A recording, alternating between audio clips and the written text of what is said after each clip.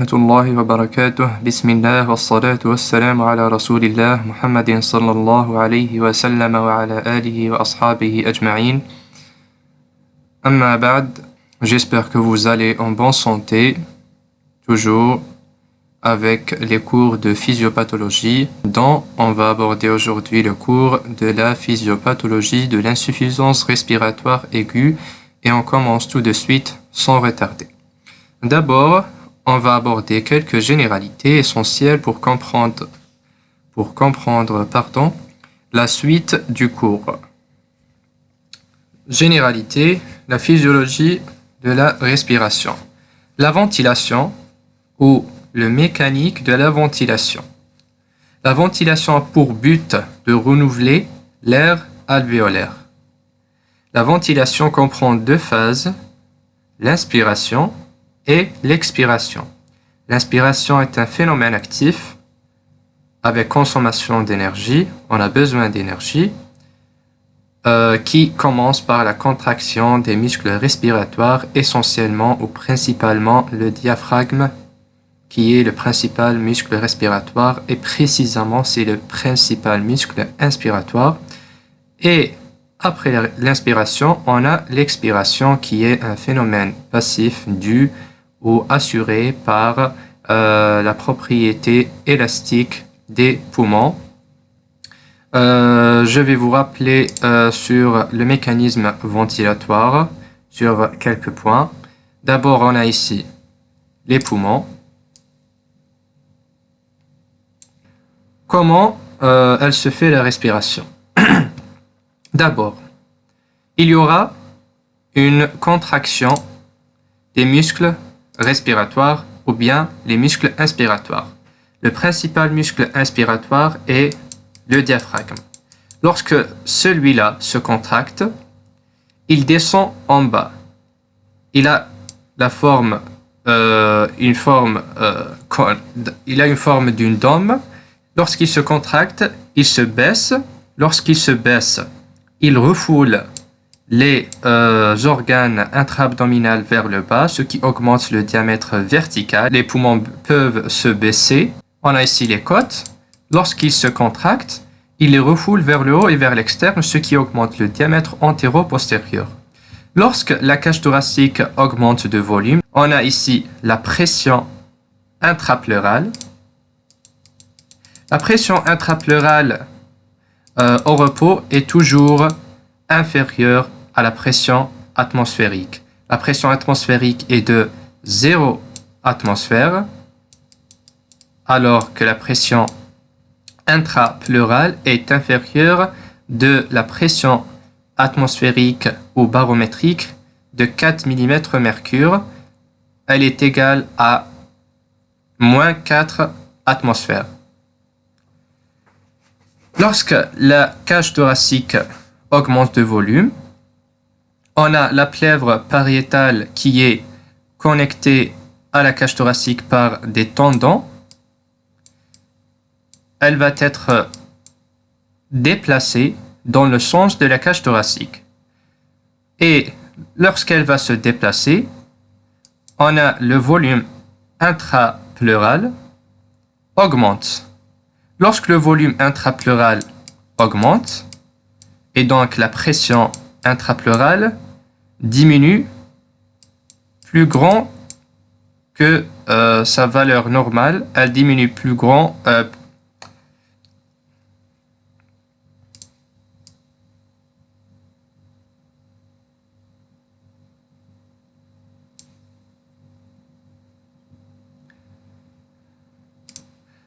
La pression intrapleurale va diminuer. La pression intrapleurale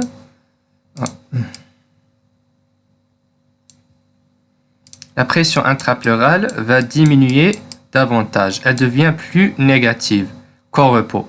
Lorsqu'elle devient plus négative au repos, pour que le système poumon-cage thoracique revient à l'équilibre, et il faut que cet espace intrapleural diminue son volume. Il faut qu'il revienne à sa place de repos ou à son volume de repos. Pour cela, On a la plèvre viscérale qui est accolée au poumon. Elle va être déplacée aussi vers le sens de la plèvre pariétale de manière ou de façon que cet espace intrapleural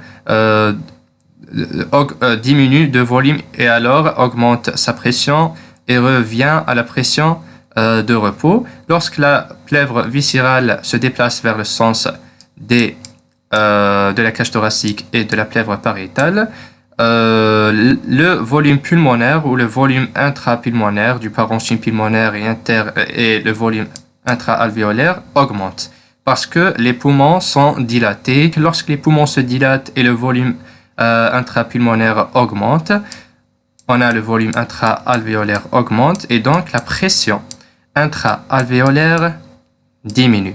Lorsque la pression intra-alvéolaire diminue, elle devient inférieure à la pression atmosphérique, sachant que la pression alvéolaire au repos est égale à la pression atmosphérique, elle est de 0 au repos.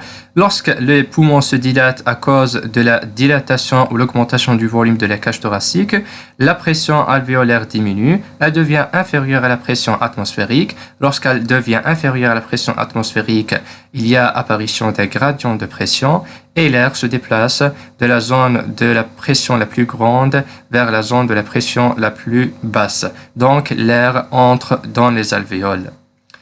Et c'est la fin de l'inspiration. On a écoulement de l'air jusqu'à établir l'équilibre ou jusqu'à établissement de l'équilibre entre la pression alvéolaire et la pression barométrique ou atmosphérique de l'air ambiant. Lorsqu'il y a un équilibre, les muscles inspiratoires se relâchent et à cause de la rétraction élastique de la cage thoracique et des poumons, il y aura diminution du volume des poumons. On a le volume alvéolaire diminue une autre fois. Lorsqu'il se diminue, sa pression augmente. Lorsque la pression alvéolaire augmente, elle devient supérieure à la pression atmosphérique. Et pour cela, l'air s'écoule du milieu où il y a la plus grande pression vers le milieu où il y a une pression basse. Donc, l'air sort des poumons vers l'air ambiant jusqu'à l'équilibre. Ensuite, on a des généralités sur la gazométrie artérielle. La gazométrie artérielle permet de connaître l'oxygénation du sang, la capnie, la pression partielle en CO2, et le pH sanguin. La pression partielle en O2 normale dans le sang est supérieure à 80 mmHg. La pression partielle du CO2 est entre 35 et 45 mmHg. Le pH doit être inclus entre 7,38 et 7,42. Et puis, on a la définition de l'insuffisance respiratoire aiguë. L'insuffisance respiratoire aiguë, par définition, c'est l'impossibilité pour un malade de maintenir une hématose normale. L'hématose, c'est les échanges gazeux entre l'air alvéolaire et le sang capillaire pulmonaire. Le trouble de l'hématose ou des échanges gazeux est caractérisé par une altération des gaz du sang, avec lors ou au cours de l'insuffisance respiratoire aiguë, il y aura toujours une hypoxémie, C'est quoi l'hypoxémie? C'est lorsque la pression partielle en O2 est inférieure à sa valeur normale. Il est inférieur à 80 mmHg avec une saturation en O2 inférieure à 95%. Cette hypoxémie peut être soit isolée, soit associée à une hypocapnie, diminution de la pression partielle en CO2, ou le plus souvent associée à une hypercapnie, selon l'étiologie. Quelle est la différence entre l'insuffisance respiratoire aiguë et le syndrome de détresse respiratoire aiguë SDRA? L'insuffisance respiratoire aiguë en réanimation est caractérisée par une atteinte sévère réversible de la membrane alvéolo-capillaire. Sa forme grave définit le syndrome de détresse respiratoire aiguë, dont l'insuffisance respiratoire aiguë est moins hypoxémiante. Donc, les deux ont les mêmes signes cliniques, sauf que le syndrome de détresse respiratoire aiguë est le stade tardif ou le plus grave de l'insuffisance respiratoire aiguë, où la pression partielle en O2 la pression partielle en O2 diminue plus encore que celle de l'insuffisance respiratoire aiguë. Quelle est la différence entre l'hypoxie et l'hypoxémie? L'hypoxie, c'est lorsque l'oxygénation tissulaire est insuffisante à cause d'une inadéquation entre les besoins tissulaires en oxygène et les apports en oxygène. Alors que l'hypoxémie, sa définition est purement gazométrique, c'est lorsque la pression partielle en O2 est inférieure à 80 mmHg. L'hypoxie peut être due à l'hypoxémie, comme elle peut être due à d'autres étiologies. Donc, l'hypoxie n'est pas toujours provoquée ou causée par l'hypoxémie. Le mécanisme de l'insuffisance respiratoire aiguë. L'insuffisance respiratoire aiguë est due aux trois mécanismes. Elle peut résulter de soit l'atteinte de la fonction neuromusculaire pulmonaire ou la fonction de la pompe pulmonaire, soit atteinte de la fonction d'échange pulmonaire, soit atteinte de la fonction de transport des gaz sanguins, ou bien association de ces mécanismes. D'abord, on va commencer par l'atteinte de la fonction de la pompe pulmonaire. Cette atteinte de la fonction pulmonaire ou de la pompe pulmonaire peut être soit primitive ou bien secondaire à une autre anomalie ou pathologie. Lorsque l'atteinte de la fonction pompe est primitive, elle est liée à une maladie neuromusculaire. On a une anomalie neuromusculaire, soit des muscles qui assurent la respiration, soit des nerfs qui transportent l'influx nerveux responsable de l'excitation de ces muscles responsables de la respiration. Par exemple, on a le syndrome de Guillain-Barré.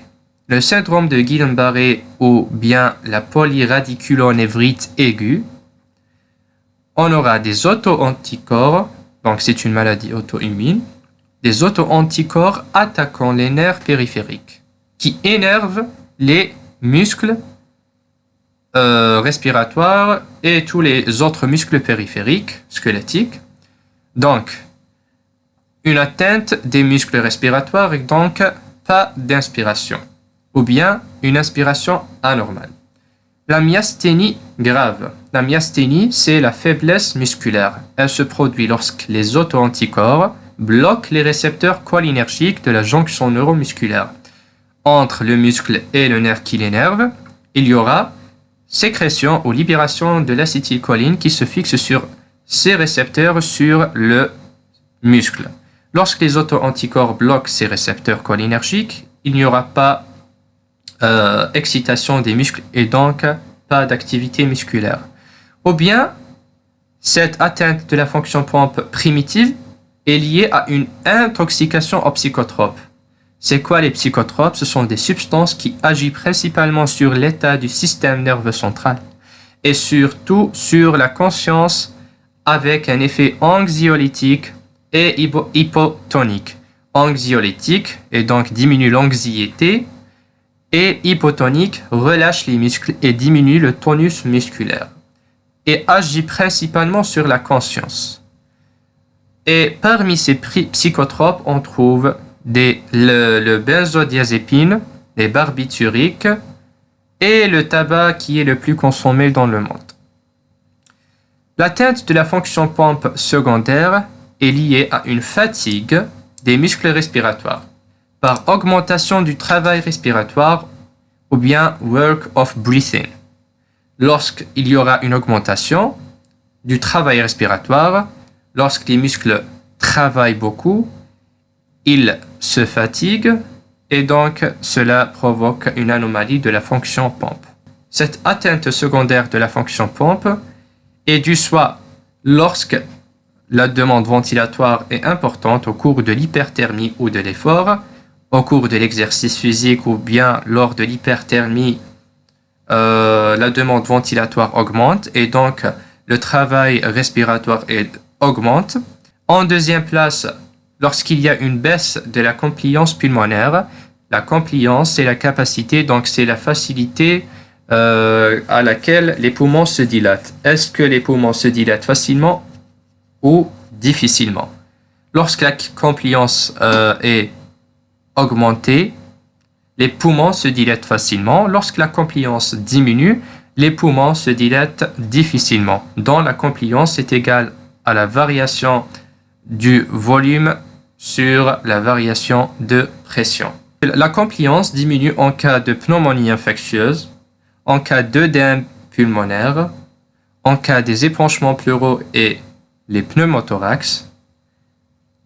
Au cours des épanchements pleuraux et du pneumothorax, ces épanchements exercent une pression sur les poumons et donc exercent une pression sur les poumons. Leur compliance diminue. Et lorsque l'abdomen est distendu, dans le cas du syndrome du compartiment abdominal, il exerce une pression sur le diaphragme.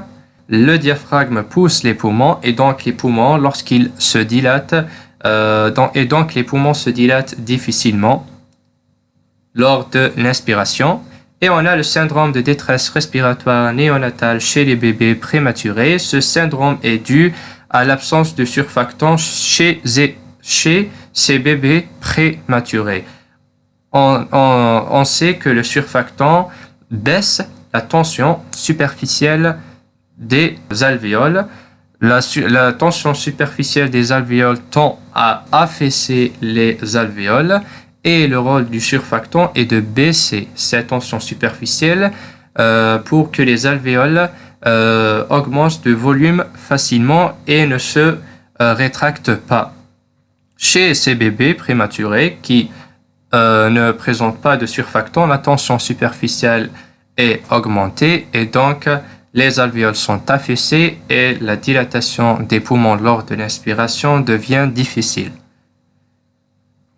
Et en troisième place, on a l'augmentation des résistances bronchiques. L'augmentation des résistances bronchiques, par exemple en cas de la crise d'asthme à cause du bronchospasme ou bien au cours de la décompensation de la BPCO ou bien au cours de l'encombrement bronchique, par exemple bronchite, hypersécrétion muqueuse, bronchiolite du nourrisson, c'est l'inflammation aiguë du bronchiole d'origine virale. Elle se caractérise par une obstruction bronchiolaire prédominante.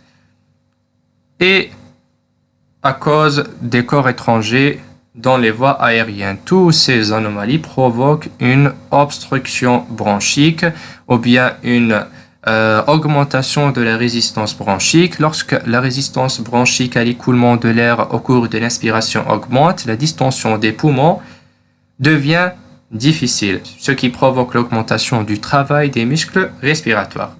Et puis on a les signes cliniques d'augmentation du travail respiratoire. Ces signes cliniques sont les mêmes que les signes de la détresse respiratoire aiguë. On a dit que l'insuffisance respiratoire aiguë et le SDRA possèdent les mêmes signes sur le plan clinique. On a le tirage intercostal. Le tirage intercostal, c'est la dépression des espaces intercostaux lors de l'inspiration. La dépression inspiratoire des espaces intercostaux inférieurs, qui est le signe de Hoover. La dépression du creux sus-claviculaire et la respiration superficielle ou tachypnée lorsque la fréquence respiratoire est supérieure à 22 cycles par minute chez l'adulte.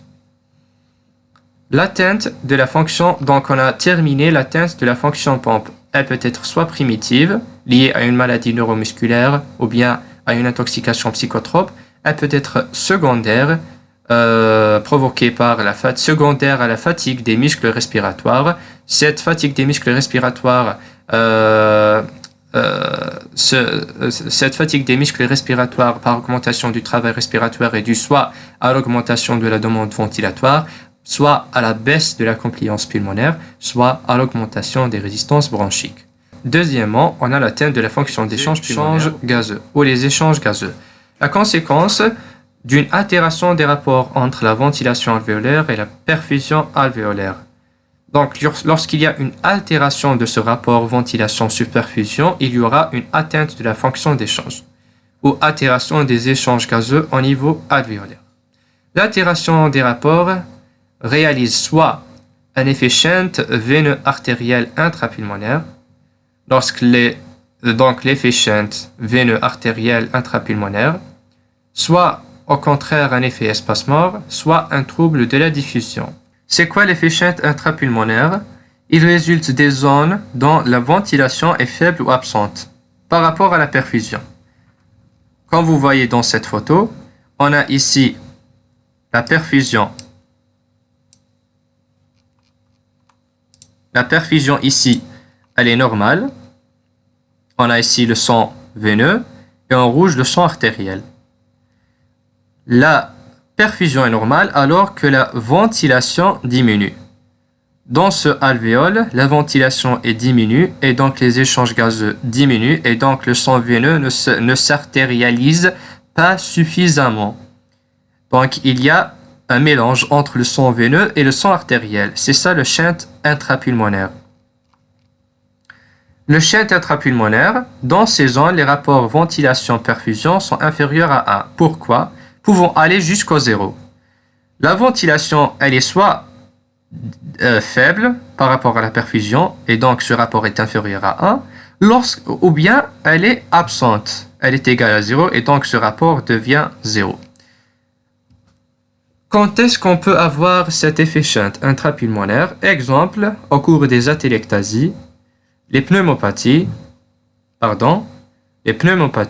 les œdèmes pulmonaires, la tachypnée sont les causes principales de l'effet shunt. Toutes ces anomalies provoquent la diminution de la ventilation pulmonaire. La diminution de la ventilation, au cours de l'atélectasie, il y a affaissement et donc diminution des volumes des bronches et donc l'air s'écoule plus difficilement, diminution de la ventilation. Au cours de l'édème pulmonaire aussi, inondation alvéolaire et donc la ventilation elle est quasi absente. La tachypnée, lors de la tachypnée, augmentation de la fréquence respiratoire, mais la ventilation diminue. L'air entre et sort rapidement sans arriver plus complètement au niveau des alvéoles. L'effet shunt est responsable d'une hypoxémie. Il est responsable d'une hypoxémie, diminution de la pression partielle en O2, qui n'est pas ou incomplètement corrigeable par l'administration d'oxygène ou l'oxygénothérapie. La deuxième anomalie du rapport ventilation-perfusion est l'effet espace-mort.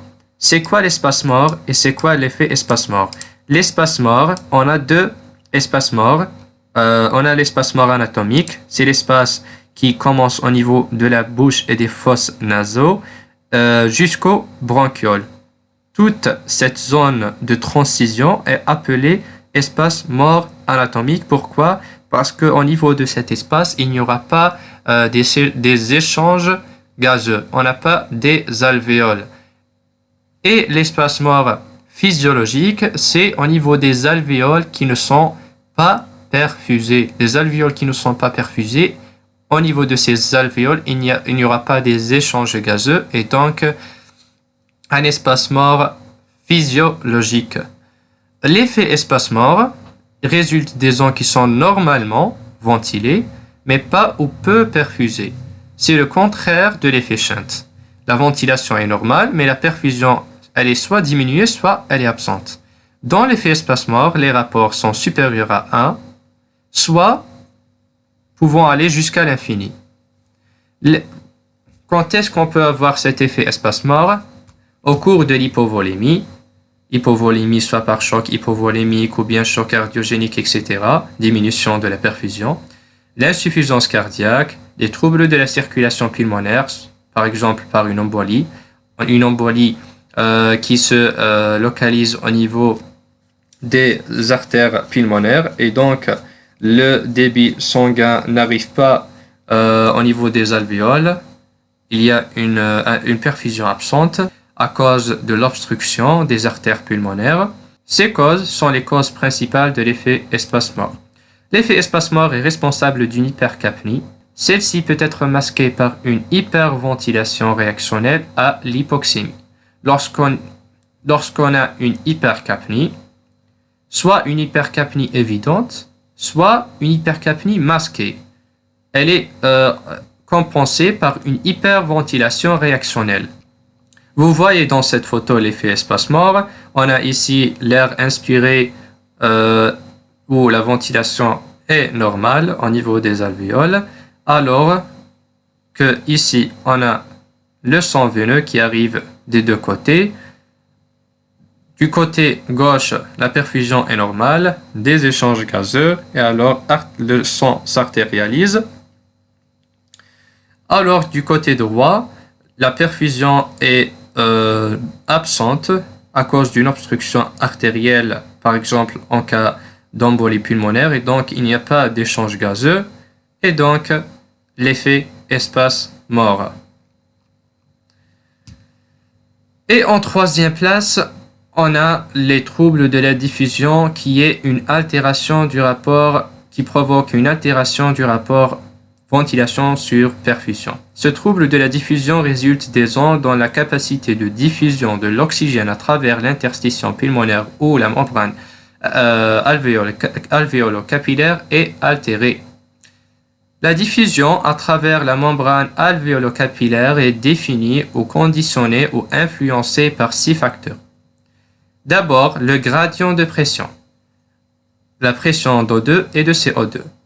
On sait que les échanges gazeux sont dus au gradient de pression partiel entre l'air alvéolaire et le sang capillaire, dont les gaz se mobilisent de la zone où leur pression partielle est élevée vers la zone où leur pression partielle est basse. La surface alvéolaire, elle est de 70 mètres carrés. Lorsque la surface alvéolaire augmente, les échanges gazeux augmentent. Lorsque la surface alvéolaire au contact des capillaires pulmonaires augmente, les échanges gazeux augmentent.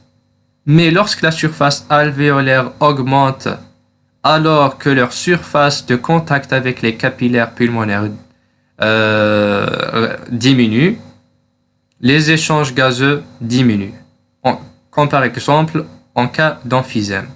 Le temps de transition capillaire, lorsque le temps de transition capillaire diminue, les échanges gazeux augmentent. Lorsque le temps de transition capillaire augmente, le débit est rapide au cours d'une tachycardie, les échanges gazeux diminuent. La solubilité des gaz. Plus le gaz est soluble, plus sa diffusion à travers la membrane alvéolo-capillaire augmente. Et on a le CO2 est le plus soluble, et donc le CO2 se diffuse plus rapidement que l'O2. Le poids moléculaire du sang et l'épaisseur des membranes. Plus l'épaisseur de la membrane alvéolo-capillaire augmente, plus les échanges gazeux diminuent. Les causes principales des troubles de la diffusion sont l'œdème interstitiel, les pneumonies infectieuses interstitielles, les fibroses. Au cours des fibroses, on a épaississement de la membrane alvéolo-capillaire et donc accroissement de la distance de diffusion. Les carcinomateuses pulmonaires ou cancer pulmonaire et l'emphysème. Au cours de l'emphysème, on a perte d'élasticité. Perte d'élasticité ou des fibres élastiques. Les alvéoles se dilatent, augmentent de taille et donc leur surface de contact avec les capillaires pulmonaires diminue. Diminution de la surface de diffusion et donc diminution des échanges gazeux. Un trouble de la diffusion est responsable d'une hypoxémie, son hypercapnie. Toujours corrigeable par l'administration d'oxygène à haute concentration. Pourquoi les troubles de la diffusion provoquent une hypoxémie sans hypercapnie? Parce que le CO2 se diffuse plus rapidement que l'O2, parce qu'il est plus soluble. Même il y a un trouble de diffusion, il n'est pas affecté par ce trouble. Sa diffusion reste quasi normale. L'organisme s'adapte par la stimulation des chémorécepteurs périphériques qui sont trop bulbaires, l'hyperventilation réactionnelle à l'hypercapnie pour augmenter les échanges gazeux et donc augmenter l'élimination du CO2 au niveau pulmonaire, une vasoconstriction pulmonaire dite hypoxique due à une hypoxie, vasoconstriction des capillaires pulmonaires. Pourquoi? Pour écarter le sang des régions pauvrement ventilées vers les régions bien ventilées. Et on a une vasodilatation périphérique hypoxique pour augmenter le transport d'O2 vers les tissus. Et finalement, la pression partielle en O2 augmente et la pression partielle en CO2 diminue à cause de cette adaptation. En quatrième place, on a les causes de l'hypoxémie et de l'hypercapnie. Donc, ils sont dus soit à une hypoventilation alvéolaire homogène ou bien à une hypoventilation alvéolaire inhomogène. La ventilation ou l'hypoventilation alvéolaire homogène est responsable d'une hypoxémie et d'une hypercapnie proportionnelle. Plus l'hypoxémie augmente, plus l'hypercapnie augmente de façon proportionnelle. Elle résultera par exemple d'une atteinte isolée de la fonction pompe, comme on a vu lors d'une maladie neuromusculaire ou d'une intoxication psychotrope. L'ensemble de la pompe est atteint et donc une hypoventilation homogène qui touche l'ensemble du poumon. Alors que l'hypoventilation alvéolaire inhomogène ne touche pas l'ensemble des alvéoles ou du poumon, elle touche seulement des régions précises, associant à des degrés divers l'effet Shunt, comme on a vu. Donc, hypoventilation au cours de l'effet Shunt, seulement au niveau des régions alvéolaires, ou bien l'effet espace-mort, qui est le mécanisme le plus fréquent de l'altération des gaz du sang. Donc, la cause de l'hypoxémie ou de l'hypercapnie est due soit à une hypoventilation alvéolaire homogène ou bien à une hypoventilation alvéolaire inhomogène. Et en troisième place, parmi les mécanismes de l'insuffisance respiratoire aiguë, on a l'atteinte de la fonction de transport. Donc, l'atteinte de la fonction de transport, on a le transport de l'oxygène. Le transport de l'oxygène est assuré par l'hémoglobine dans 95%. L'oxygène se présente dans le sang sous deux formes. Soit il est soluble, 1,5%, soit il est transporté par l'hémoglobine, 95%. Donc, sa plus grande partie est transportée par l'hémoglobine vers les tissus et des tissus vers les poumons. Le transport de l'oxygène dépend de l'affinité de l'hémoglobine à l'oxygène. L'hyperthermie, l'acidose ou diminution du pH, l'hypercapnie provoque ou déplace la courbe d'affinité de l'hémoglobine à l'oxygène vers la droite. Lorsque cette courbe d'affinité se déplace vers la droite, l'affinité diminue. C'est l'effet Bohr. Cet effet facilite le relargage d'O2 dans les tissus pauvres en O2 et riches en CO2, et donc facilite l'oxygénation tissulaire. Lorsque l'hémoglobine arrive au niveau des tissus, il trouve une hypercapnie et une pauvreté en O2. Ou bien il trouve une hyperthermie au cours de l'exercice physique. Cela provoque la diminution de l'affinité de l'hémoglobine à l'oxygène et donc facilite la libération de l'O2. L'hypothermie, l'alcalose ou l'hypocapnie déplace la courbe vers la gauche et augmente l'affinité de l'hémoglobine à l'O2. C'est l'effet Haldane. Lorsque l'hémoglobine arrive au niveau de la membrane alvéolo-capillaire, il trouve une concentration élevée en O2 et une concentration basse en CO2.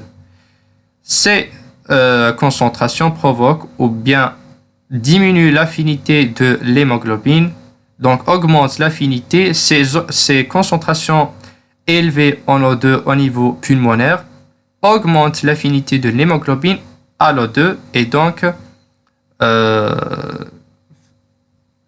facilite la transition et donc facilite la diffusion de l'O2 à travers la membrane alvéolo-capillaire. Si l'affinité augmente, la quantité d'O2 transportée pour une même pression partielle en O2 augmente. Mais la libération d'O2 diminue au niveau tissulaire.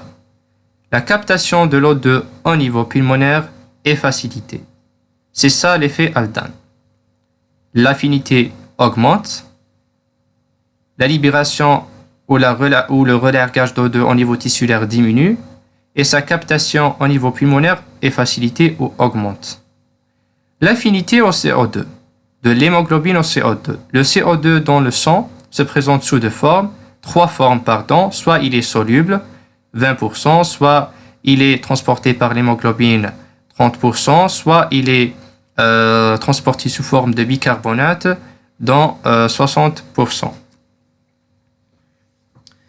Le CO2, l'affinité au CO2, elle augmente quand la concentration d'O2 diminue. Le CO2 est capté au niveau tissulaire. Sa captation est facilitée au niveau tissulaire parce que sa concentration est augmentée. C'est l'effet Bohr. Et contrairement, l'effet Haldane, c'est lorsque la concentration d'O2 diminue ou bien la concentration de CO2 augmente, l'affinité de l'hémoglobine au CO2 diminue et donc le relargage est facilité au niveau des poumons et sa captation au niveau tissulaire est facilitée ou augmentée. On a terminé comme ça les mécanismes de l'insuffisance respiratoire aiguë. Comme récapitulation, l'insuffisance respiratoire est due soit à l'atteinte de la fonction pompe, soit à l'atteinte des échanges gazeux, soit à l'atteinte de la fonction de transport des gaz sanguins. Pour le diagnostic et la recherche de l'étiologie de l'insuffisance respiratoire aiguë, on commence par d'abord l'interrogatoire, l'anamnèse. On va établir une bonne anamnèse avec le patient afin de recueillir les renseignements nécessaires pour comprendre le mécanisme de cette insuffisance respiratoire aiguë. Et puis, on passe vers l'examen clinique. À l'examen clinique, on trouve la dyspnée. La dyspnée est un symptôme consécutif à la perception consciente d'une gêne respiratoire. Lorsqu'il y a une gêne respiratoire, la dyspnée s'établit. La dyspnée peut être à dominance soit inspiratoire, bradypnée inspiratoire, elle évoque une origine haute, une gêne respiratoire haute, soit une bradypnée expiratoire qui évoque une origine bronchique, donc basse. L'auscultation, la recherche de fièvre, etc. Les types de dyspnée qu'on peut trouver, on a l'orthopnée, apparaît ou s'aggrave en position couchée, elle est d'origine cardiaque au cours de l'insuffisance ventriculaire gauche. La polypnée, augmentation de la ventilation minute. C'est quoi la ventilation minute? La somme des volumes courants qui sont inspirés ou expirés pendant une minute. L'hypopnée, c'est la diminution de la ventilation minute. La tachypnée, c'est l'augmentation de la fréquence respiratoire. La bradypnée, diminution de la fréquence respiratoire. La dyspnée de Cheyne-Stokes, c'est le rythme périodique de respiration avec alternance de respiration profonde et d'apnée. Origine métabolique ou centrale. Elle peut être d'origine métabolique ou centrale. La dyspnée de Kussmaul, c'est une respiration avec un rythme lent, ample, avec égalisation des deux temps. Elle est d'origine métabolique, acidose.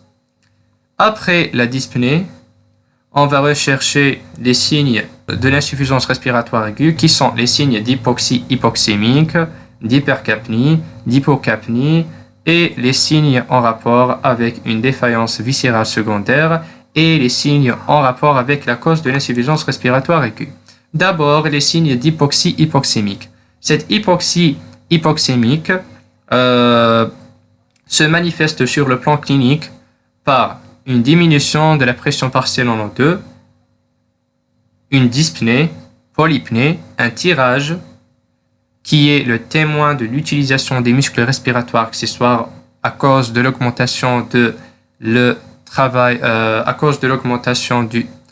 travail respiratoire. Le balancement thoraco-abdominal, c'est quoi le balancement thoraco-abdominal? C'est lorsque l'abdomen se rétracte au cours de l'inspiration, contrairement à l'état normal où il se gonfle. La cyanose et la saturation en oxygène basse.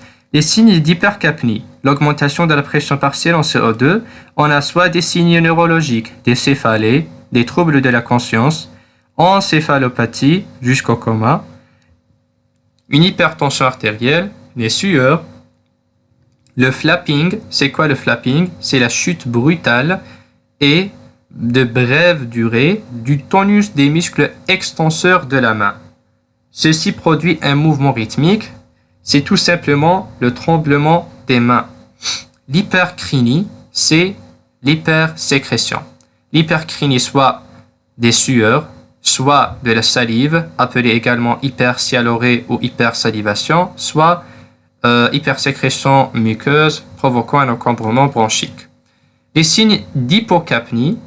Les signes d'hypocapnie, diminution de la pression partielle en CO2, ce sont soit des sensations de vertige, des problèmes de concentration, des troubles visuels et des céphalées, la perception des sensations inhabituelles comme des engourdissements. C'est quoi les engourdissements? C'est la perte de sensation des mains ou bien de tout autre membre qui s'accompagne de picotements.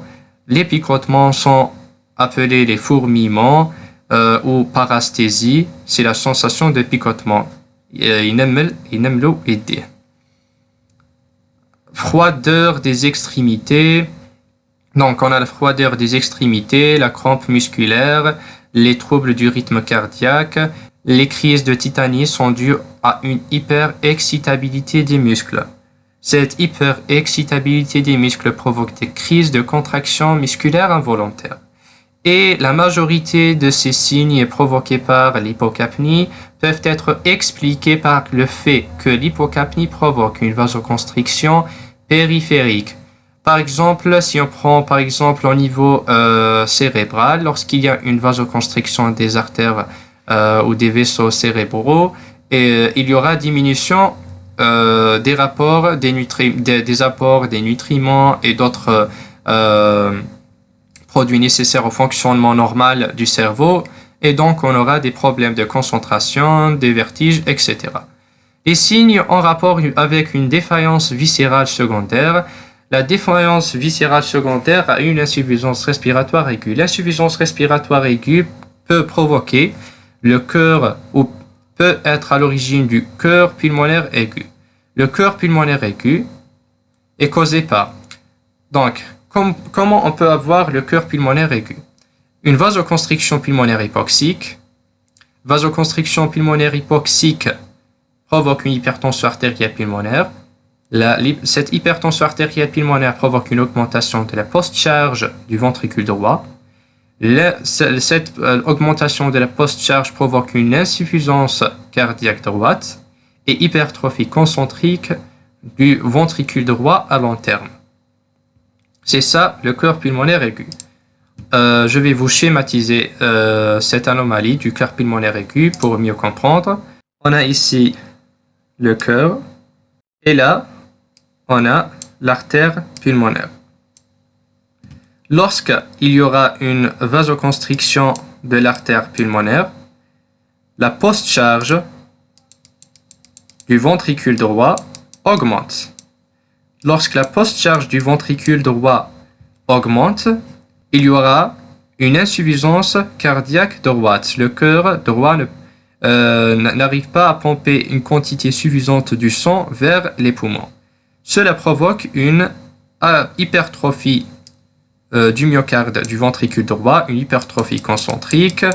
En deuxième place, l'insuffisance respiratoire aiguë peut provoquer le foie cardiaque aigu. C'est quoi le foie cardiaque aigu? Il est secondaire à l'insuffisance cardiaque droite qu'on a vue juste avant cette anomalie. Elle est due à l'augmentation des pressions en amont du ventricule droit. C'est l'augmentation des pressions de la veine cave inférieure et des veines sus-hépatiques, provoquant une congestion hépatique et des heptalgies. Lorsque la pression ou lorsqu'il y a une hypertrophie concentrique du ventricule droit, la pression au niveau de la veine cave, donc la pression au niveau de l'atrium droit augmente, la pression au niveau de la veine cave inférieure augmente. Lorsque la pression au niveau de la veine cave inférieure augmente, les veines sus-hépatiques, la pression des veines sus-hépatiques augmente et donc cette augmentation de la pression des veines sus-hépatiques provoque une congestion hépatique. En troisième place, l'insuffisance respiratoire aiguë peut provoquer une dilatation gastro-intestinale aiguë. comme elle peut provoquer une insuffisance rénale secondaire au choc cardiogénique, due à une insuffisance cardiaque. Lorsqu'il y a une insuffisance cardiaque au choc cardiogénique, par l'insuffisance respiratoire aiguë, diminution du débit de filtration glomérulaire et donc insuffisance rénale fonctionnelle secondaire au choc cardiogénique. Les signes en rapport avec la cause de l'insuffisance respiratoire aiguë, soit les signes d'une cause infectieuse, ou bien d'une cause cardiovasculaire, ou bien d'une cause mécanique à l'origine de l'insuffisance respiratoire aiguë. Après l'examen, donc l'interrogatoire qu'on a fait avant l'examen clinique. Donc l'interrogatoire commence par le mot de début de cette insuffisance respiratoire, l'existence d'épisodes antérieurs, les médicaments suivis, l'hygiène de vie, les comorbidités associées, etc. Le bilan paraclinique et l'examen clinique. Il faut faire un ECG, téléthorax, échocardiographie, FNS, gaz du sang pour confirmer le diagnostic ou l'infirmer. Et finalement, on a le diagnostic étiologique. Les causes d'insuffisance respiratoire aiguë sont nombreuses. Selon le contexte, selon le terrain, selon les signes et les symptômes et les syndromes accompagnants. Le mode de survenue et le cliché de thorax peuvent orienter l'enquête étiologique.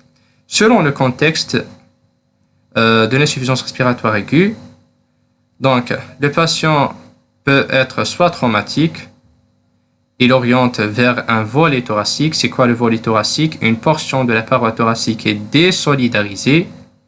Un hémothorax, un pneumothorax, une contusion pulmonaire qui est l'atteinte post-traumatique, hématome et gonflement du parenchyme pulmonaire. Le contexte aussi peut être toxique ou en atmosphère confinée, oriente vers une inhalation de fumée de vapeur toxique ou brûlante, ou bien un contexte d'immersion, noyade ou tentative de suicide ou toxicomanie. Dépression respiratoire liée à l'ingestion ou l'injection d'un toxique psychotrope en grande quantité à cause de cette toxicomanie ou cette tentative de suicide. Le diagnostic étiologique peut être facilité aussi par le terrain. Le terrain suggère une étiologie, soit une insuffisance respiratoire chronique antérieure qui oriente vers une décompensation aiguë, un terrain asthmatique qui oriente vers un asthme aigu grave, une insuffisance cardiaque, une insuffisance coronarienne, une hypertension. Donc, par exemple, cette insuffisance cardiaque peut orienter vers une embolie pulmonaire. La même chose pour l'insuffisance coronarienne. Qui peut être secondaire à cette insuffisance cardiaque. Une hypertension oriente vers un œdème pulmonaire aigu, OAP. Une maladie neurologique qui oriente vers une insuffisance respiratoire aiguë d'origine neuromusculaire. Ou bien un TERA à risque thrombotique oriente vers une embolie pulmonaire.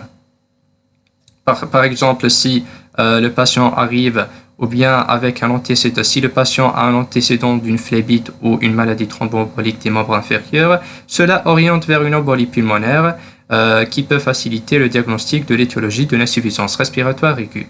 Selon le type de dyspnée, un stridor, le stridor est un bruit inspiratoire aigu.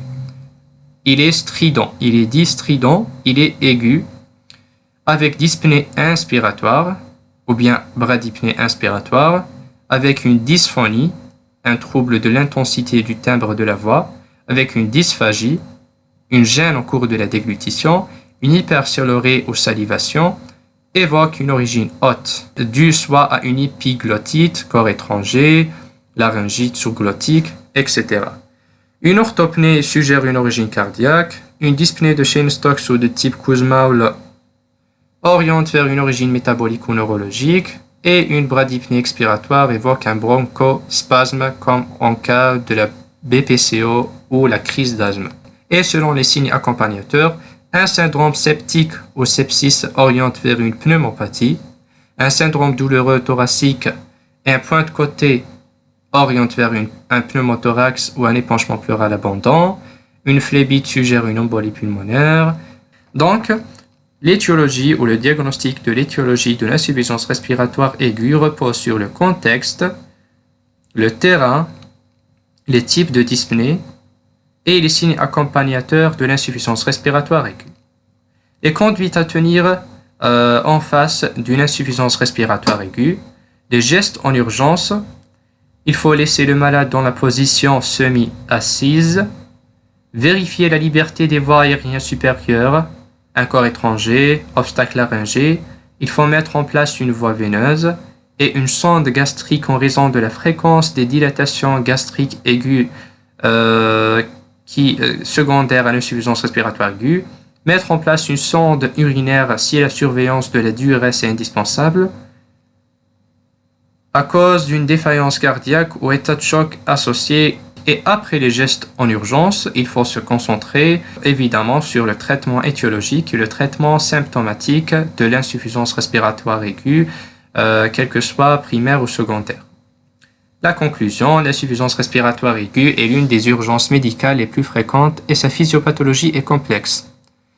La physiopathologie de l'insuffisance respiratoire aiguë et du syndrome de détresse respiratoire aiguë est la même. Quelle que soit la cause de l'insuffisance respiratoire aiguë, la connaissance des mécanismes physiopathologiques engendrés par les différentes étiologies est indispensable pour la prise en charge de cette urgence vitale. L'insuffisance respiratoire aiguë est une des urgences les plus fréquentes. Les priorités sont, au cours d'une insuffisance respiratoire aiguë, d'assurer une oxygénation correcte et assurer la liberté des voies aériennes. La gravité est évaluée sur des éléments cliniques incluant les signes de détresse respiratoire aiguë, qui est la forme la plus hypoxémiante d'une insuffisance respiratoire aiguë, l'altération de la conscience et le retentissement hémodynamique. La recherche d'une étiologie est nécessaire mais ne doit pas retarder la mise en œuvre des premières mesures. La mortalité est entre 20 et 40% en fonction du terrain et en fonction de l'étiologie de l'insuffisance respiratoire aiguë. J'espère que vous avez compris. Subhanakallahumma bihamdik, ashhadu an la ilaha illa ant, astaghfiruka wa atubu ilayk. Assalamu alaikum wa rahmatullahi wa barakatuh.